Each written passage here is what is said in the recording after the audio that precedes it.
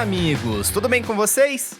Aqui quem fala é o Rafael Simões, o seu host, e eu tô chegando para mais um episódio do SEO Happy Hour, que é o melhor e mais completo podcast sobre SEO do Brasil. E se você gosta desse podcast, o seu feedback e apoio é sempre muito importante pra gente continuar. Então, se você tem dúvidas, críticas, elogios ou sugestões, não deixe de enviar para contato@seohappyhour.com. E se você curtiu o episódio, não deixe de compartilhar ele e não se esqueça de seguir a gente em todas as nossas redes. A gente está presente no YouTube, Spotify, Apple Podcast, Instagram, TikTok, LinkedIn e a gente também tem a nossa newsletter. Então, sem mais delongas, vamos para o nosso Happy Hour sobre SEO. Eu não sei vocês, mas a primeira coisa que me vem à mente quando eu leio a palavra entidade é um fantasma. Mas esse termo também figura muito no SEO, e hoje é o dia de você aprender tudo sobre o tema. Usamos o guia de entidade da InLinks e o blog post sobre entidades em SEO da própria SEO Happy Hour para trazer para o nosso podcast um conteúdo completinho sobre o tema. Tudo o que você precisa saber está aqui, mas se você tiver dúvida é só você nos enviar, beleza? Então vamos lá. Para começar, o que é uma entidade em SEO? Entidade em SEO é um conceito único e bem definido que pode ser uma pessoa, lugar, organização, objeto, ideia ou conceito. Uma entidade é um item único, definido e distinguível. Os buscadores a enxergam como itens dentro de um banco de dados. As entidades ficam armazenadas em um formato de rede com marcações de conceitos e das relações com os demais itens do banco de dados. Então agora imagine que você pesquisa por Albert Einstein. O Google não apenas procura páginas que contenham essas palavras, mas ele também entende que Albert Einstein se refere a uma entidade específica, que é o físico teórico que desenvolveu a teoria da relatividade. A partir daí, o Google exibe resultados que considera relevantes para essa entidade, como sua biografia, trabalhos científicos, imagens e outras informações relacionadas. A chave aqui é que o Google está tentando entender o tópico da sua pesquisa, não apenas as palavras que você digitou. Isso permite resultados mais precisos e relevantes. Quando alguém lê a palavra cachorro, por exemplo, ela não está apenas reconhecendo as letras, mas acessando um banco de dados interno de conhecimento sobre o que um cachorro é. Para os computadores, isso significa que eles precisam entender o contexto e a utilidade das páginas, não apenas a frequência das palavras. Essa abordagem permite que os mecanismos de busca verifiquem a relevância do conteúdo, expandam consultas de pesquisa e reduzam a carga de processamento ao analisar significado em vez de palavras isoladas. Uma entidade possui um identificador exclusivo armazenado em um banco de dados relacional. Esses identificadores, como o Machine Readable Entity IDs e o Knowledge Graph Machine ID, permitem que as entidades sejam comparadas e conectadas, revelando sobreposições semânticas entre conceitos. E como o Google detecta entidades? Ele faz isso usando processamento de linguagem natural, a PNL, para analisar textos, identificando palavras e frases relevantes.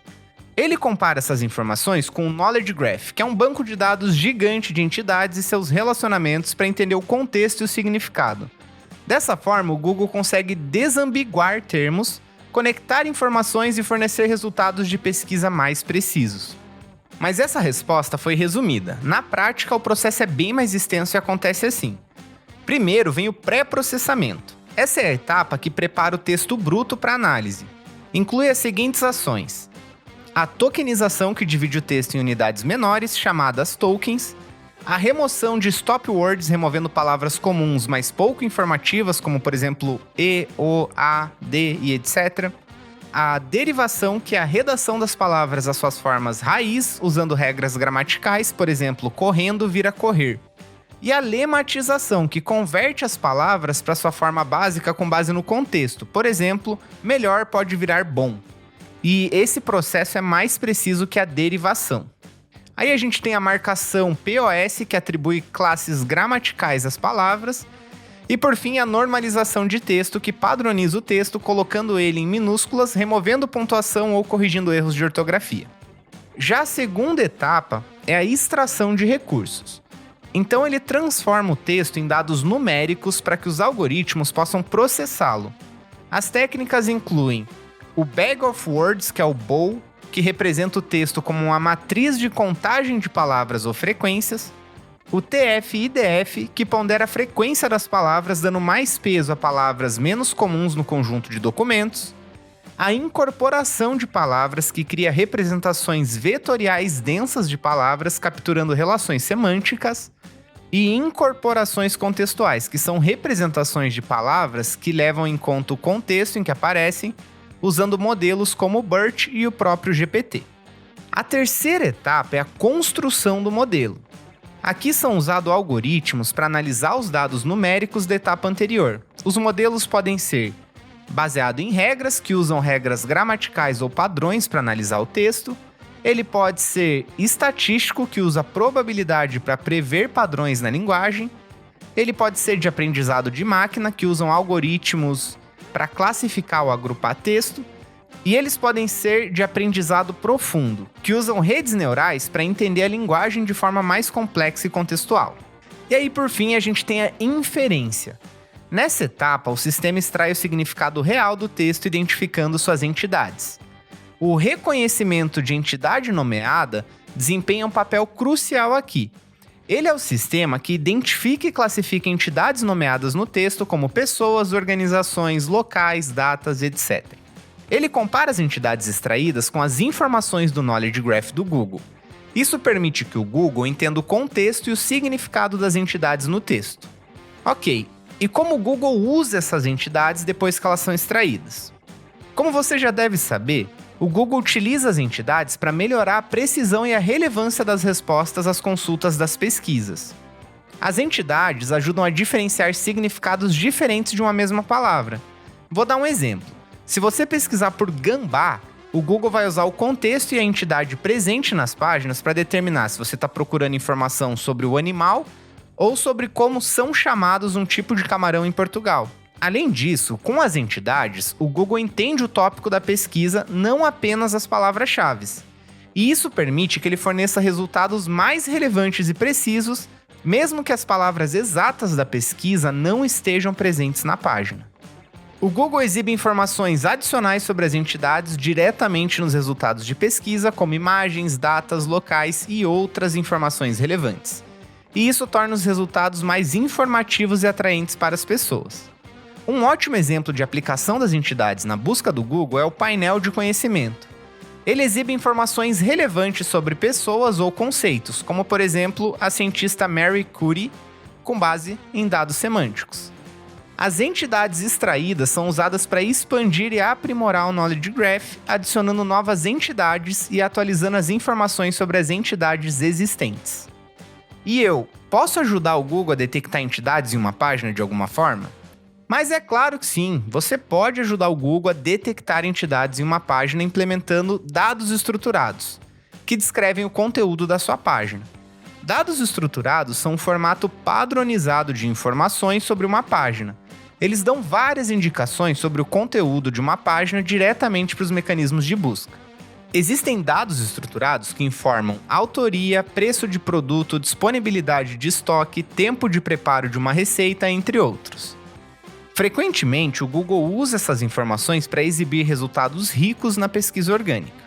Falando especificamente de entidades, os dados estruturados permitem marcar entidades e estabelecer relações entre elas. Dessa forma, o Google não perde tempo tentando adivinhar sobre o que você está falando. Mas então, como que eu otimizo o meu site para entidades? Olha, essa pode ser uma das decisões mais rentáveis que você vai tomar. Como o Google já processa o conteúdo por meio de entidades, melhorar essa otimização certamente vai te trazer benefícios. Então eu vou te explicar como fazer isso em 3 etapas. A primeira é a extração de entidades.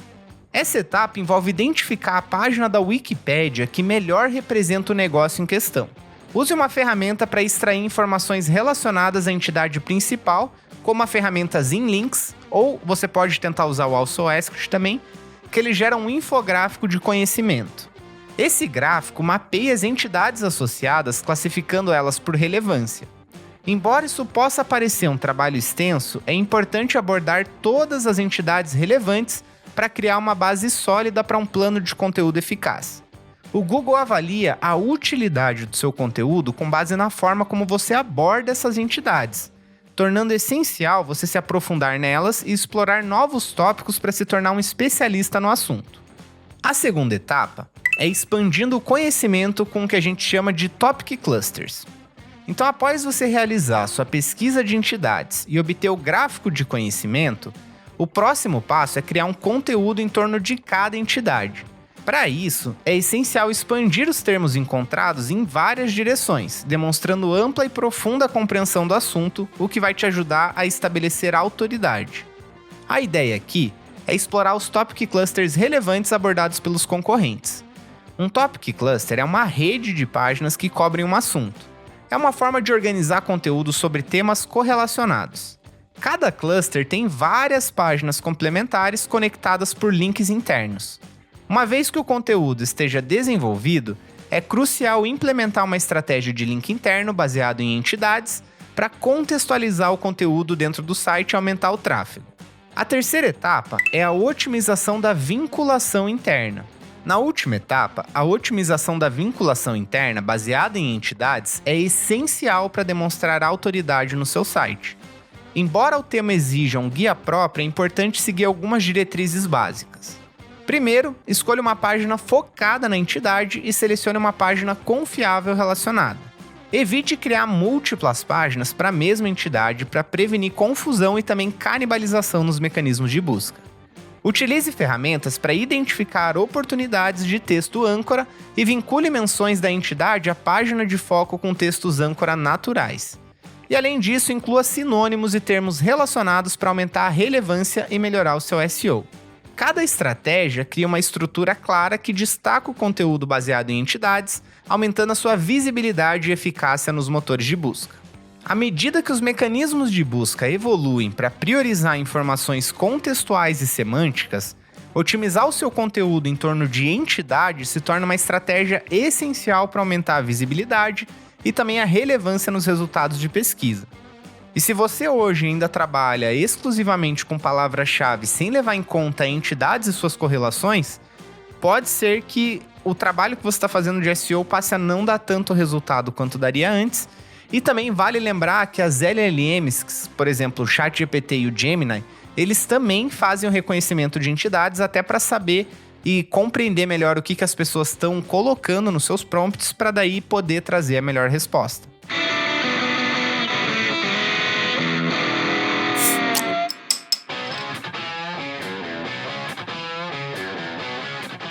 E antes da gente seguir em frente, eu quero falar sobre o JetOctopus. O JetOctopus é uma poderosa ferramenta de rastreamento e análise de logs para grandes sites, ideal para agências, profissionais de SEO e e-commerces que buscam otimização técnica e insights preciosos. Com ele, você consegue realizar o rastreamento de URLs em larga escala, fazer análise de logs avançadas, ele tem fácil interpretação dos dados graças à sua interface intuitiva e com ele você consegue obter alta capacidade de processamento. Aqui na SEO Happy Hour a gente usa a ferramenta para garantir a eficiência nos trabalhos da nossa equipe. Um exemplo que eu posso dar para vocês de como eu usei o JetOctopus essa semana, o que a gente fez? Semanalmente a gente roda a ferramenta em diferentes clientes que a gente tem, e o legal dessa ferramenta é que toda semana ela basicamente compara o rastreamento da semana anterior com o rastreamento dessa semana.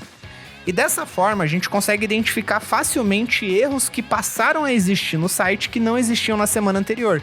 Como, por exemplo, links quebrados, redirecionamentos que pararam de funcionar, páginas que ficaram mais lentas e coisas do gênero. E com isso a gente tem mais agilidade para avisar os nossos clientes dos problemas que eles estão tendo com o site deles para que eles resolvam o mais rápido possível. Além disso, a ferramenta conta com alertas que também me avisa por e-mail quando algo muda, que eu pedi para ela me avisar caso mudasse. Como pode acontecer às vezes, de uma página muito importante mudar um title, coisa que não deveria acontecer, ou uma página que estava funcionando passa a dar 404 da noite pro dia. Então, se você está precisando de uma ferramenta de SEO, de rastreamento, análise de log e alertas, a JetOctopus é a melhor que tem. O link para você conhecer a ferramenta está na descrição desse episódio. E se for conhecer a ferramenta, eu digo para vocês de fato usarem esse link, porque se vocês usarem esse link, a ferramenta sabe que vocês chegaram lá através da SEO Happy Hour. Se você chegar no site diretamente, eles não vão saber que vocês vieram daqui, beleza?